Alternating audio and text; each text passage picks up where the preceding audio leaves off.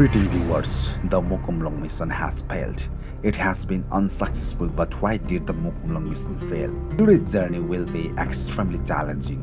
Perhaps only a few people will dare to undertake today's challenge. In ancient times, a shepherd used to graze his sheep in Pathivara. One day his sheep went missing. At night, in a dream, Pathivara Devi appeared to the shepherd and instructed him to establish a temple at that sacred place, promising his sheep would return. The shepherd worshipped at the exact location he saw in his dream, and miraculously the sheep reappeared there.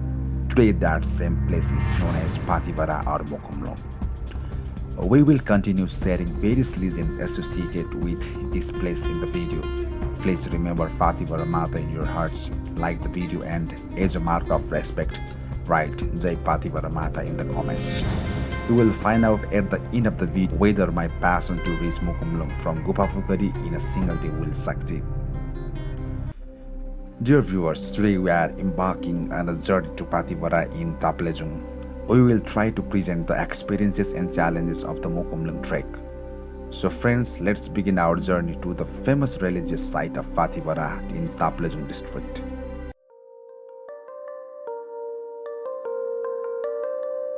Viewers, this is Gufa Pokhari. It rained heavily here all night. We are swinging Gufa Pokhari just as the rain has stopped. From here, our journey to Pathibhara in Taplejung begins today. It's nearly 7 a.m. now. I'm currently at the famous Gufa Pokhari cave pond. Today, our journey will take us from here to Pathibhara Mata. However, it rained heavily all night. Now, let's see how the journey ahead unfolds. My plan today is to go from Gufa Pokhari through Milk and reach Daban Bazaar below. Without further delay, let's begin the journey. This beautiful pond lies at the tri-junction of three districts, Taplejung, Sankasava and Terathum.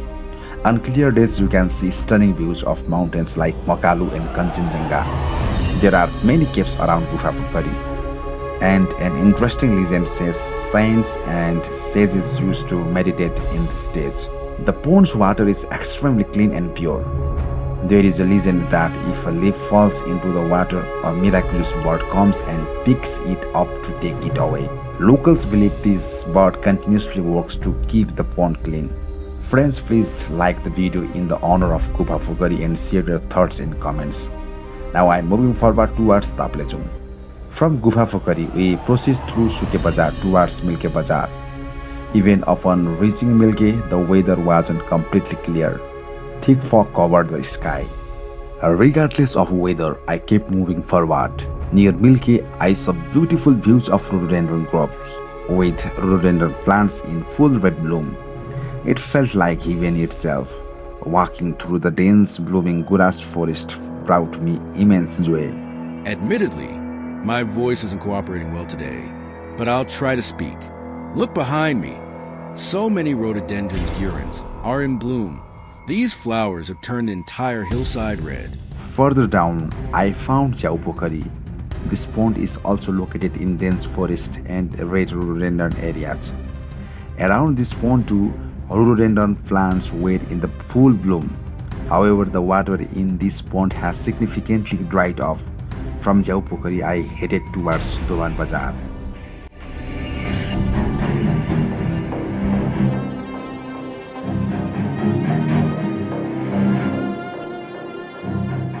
The path was difficult. After about 3 hours of winding and twisting trails, I reached Daban Bazaar. This market is located at the confluence of Moibakhola and Tamor River, which might be why it called Daban. A devastating wildfire occurred here some years ago. Please like the video in honor of Daban Bazaar. Now we bid farewell to Daban and continue uphill.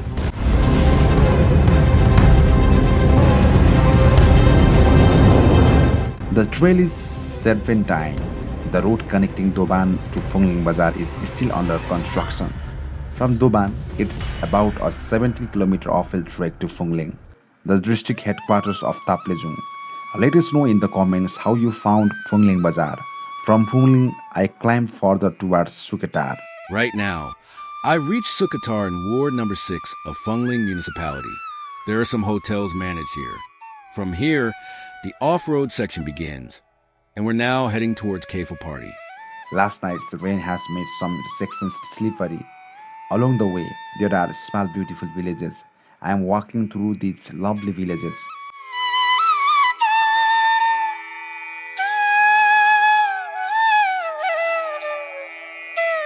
After about 10 to 11 kilometers of rough trail from Suketar, we reach Kaflepati. Here too, there are good food and accommodation facilities for travelers. There is no proper road to Kaflepati. If this stretch had paved roads, the journey to Pathibhara would be much shorter. I've now arrived at Gufa Pokhari. If you come by road, your vehicle can only reach up to this point. From here, we must climb on foot. Many pilgrims carry their worship materials from this point. From here, it is another 4 kilometers uphill trek. I left my vehicle behind and continued on foot. If you look around, you'll see rhododendrons blooming everywhere, though not enough to turn a whole forest red. Just scattered patches here and there.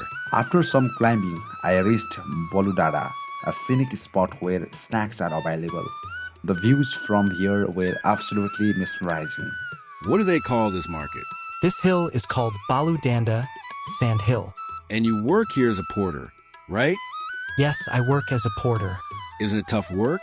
It's very difficult climbing such steep trails. How much do you charge per person? We charge 200 rupees per kilo. All right, friends, I'm now climbing uphill to catch a distant glimpse of Pathibhara Temple. Bidding farewell to Baludanda behind me, I'm moving forward. As I climbed further uphill, the trail was crowded with devotees. The steep path made walking difficult, but the breathtaking views touched my heart. This is the joy of solo travel. Walking alone, I'm sweating profusely, but I'm pushing hard to reach Pathibhara Mata. After more climbing, I reached Thulo Phedi. There are many hotels here with food and lodging facilities. Since no food is available beyond this point, it's essential to stock off here. Let us know in the comment section how you found Thulo Phedi. Determined to complete my mission, I pushed onward towards Mukumlung peaks. Friends, we've now reached Thulo Phedi, big resting spot. Beyond this point, there are no more hotels. If you plan to visit Pathibhara Temple, make sure to arrange food and snacks at Thulo Phedi. On the way to Mukumlung lies Kanchithan near Thulo Phedi. Pilgrims believe they must worship here before proceeding. There is also a small cave here. A little above Thulo Phedi, there's a massive gate. Beyond the gate, thick fog blankets the area. Nearby is Kanchithan, a place where pilgrims must worship before proceeding to Pathibhara Temple. As I climbed higher, the crowd thinned. Most people were descending, but my mission was to reach Pathivara from Gufa Pokhari in a single day, so I kept climbing alone. People looked at me in surprises as I trekked upwards by myself. It's a mandatory belief. I've climbed quite high now. Since evening is approaching, the number of devotees has significantly decreased. While everyone else is descending, I'm still climbing alone toward the temple. You can probably hear my heavy breathing. I had carried water with me, but it's all gone now. It feels like I'm about to reach Pathibhara Temple. Locals say that until a few years ago, there was no proper trail here.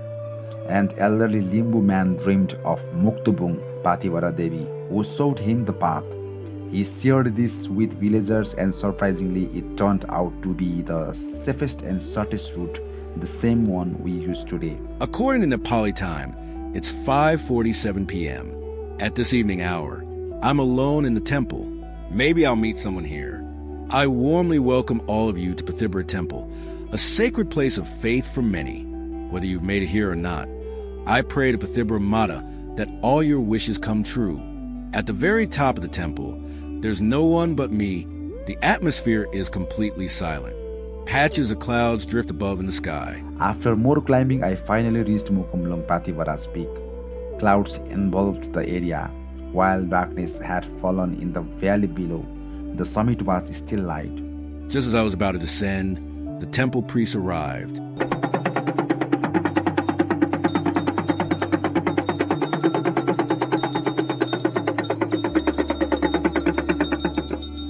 Now, I'm descending from Pathibhara Temple.